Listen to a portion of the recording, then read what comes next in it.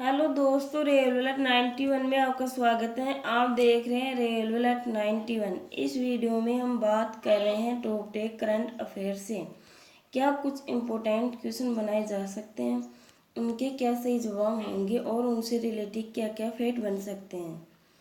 तो शुरू करते हैं आज के पहले सवाल के साथ। तो आज का फर्स्ट इम्पोर्टेंट क्वेश्चन है, राज्यसभा ने हाल ही में जम्मू कश्मीर में राष्ट्रपति शासन को और कितने महीनों के लिए बढ़ाने वाले प्रस्ताव को मंजूरी दे दी है। तो बताइए। इसका राइट आंसर ए होगा 6 मंथ। स्पष्टीकरण की बात करें तो राज्यसभा ने राष्ट्रपति शासन की अवधि बढ़ाने वाले बिल पास कर दिया गया है। जम्मू कश्मीर में दिसंबर 2018 से राष्ट्रपति शासन लागू है। इससे पहले जून 2018 से राज्यपाल शासन लागू था। भारत के संविधान के अनुच्छेद 356 के तहत इस स्थिति में कि राज्य सरकार ने संवैधानिक प्रावधानों के अनुसार कार्य करने में असमर्थ है, केंद्र सरकार ने राज्य मशीनरी की प्रत्यक्ष नियंत्रण ले सकती है। आज का नेक्स्ट क्वेश्चन देखते हैं। हाल ही में किस राज्य ने महिलाओं के रात्रि शिफ्ट में कार्य करने हेतु 1948 के फैक्ट्री अधिनियम में संशोधन को मंजूरी दे दी है। तो बताइए। तो इसका राइट आंसर भी होगा गोवा। स्पष्टीकरण की बात करें तो अब महिलाएं गोवा में रात्रि शिफ्ट शाम के 7 बजे से सुबह 6 बजे तक है उद्योग में कार्य कर सकती है। यह महिला सशक्तिकरण की दिशा में गोवा सरकार का महत्वपूर्ण कदम है।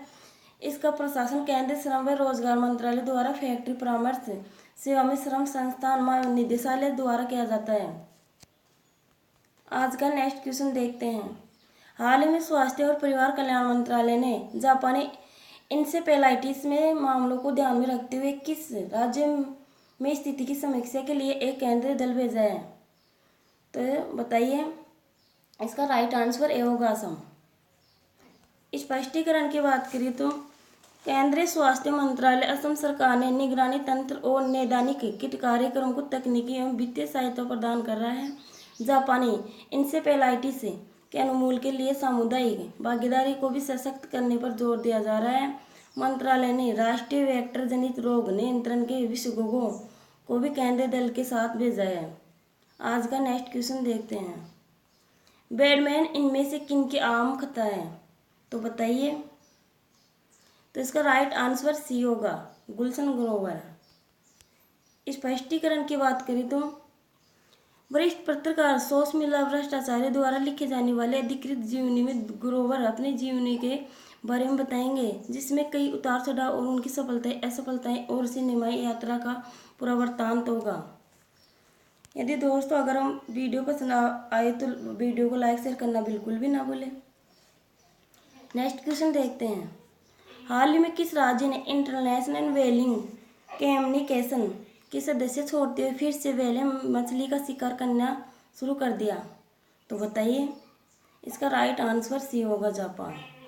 स्पष्टीकरण की बात करें तो अंतर्राष्ट्रीय व्हेलिंग आयोग IWC एक अंतर्राष्ट्रीय निकाय है जो international convention of the व्हेलिंग ICRW की शर्तों द्वारा स्थापित किया है, जिसे 2 दिसंबर 1946 को वाशिंगटन DC संयुक्त राज्य अमेरिका में हस्ताक्षरित किया जाएगा। व्हेल स्ट्रोंग के उचित संरक्षण के लिए प्रदान करें और इस प्रकार व्हेलिंग उद्योग के लिए कर्मी विकास को संभव बनाए रखने के लिए इसे शुरू किया जाएगा। स्पष्टीकरण की बात करें तो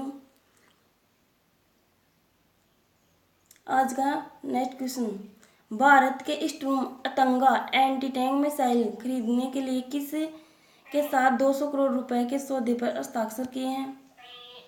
तो बताइए। इसका राइट आंसर ए होगा। स्पष्टीकरण की बात करें तो इस एंटी टैंक मिसाइल का उपयोग भारतीय वायुसेना Mi-35 हेलीकॉप्टर में किया जाएगा। इस सौदे के द्वारा भारतीय वायुसेना युद्ध की स्थिति में निपटने के लिए तैयार रहना चाहती है। स्ट्रीम अतंगा एंटी टैंक मिसाइल की सहायता Mi-35 हेलीकॉप्टर दुश्मन टैंक तथा अन्य सुरक्षित वाहनों को नष्ट कर सकते हैं। आज का नेक्स्ट क्वेश्चन देखते हैं। हाल ही में चर्चा में रहे संपदा शुल्क को भारत में कब खत्म कर दिया गया। तो बताइए। इसका राइट आंसर बी होगा। 1985। सरकार अपने व्यय और राजस्व को संतुलित बनाए रखने के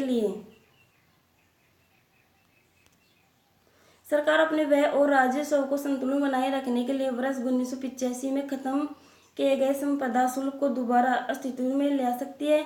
भारत में संपदा शुल्क को वर्ष 1953 में लागू किया जाएगा।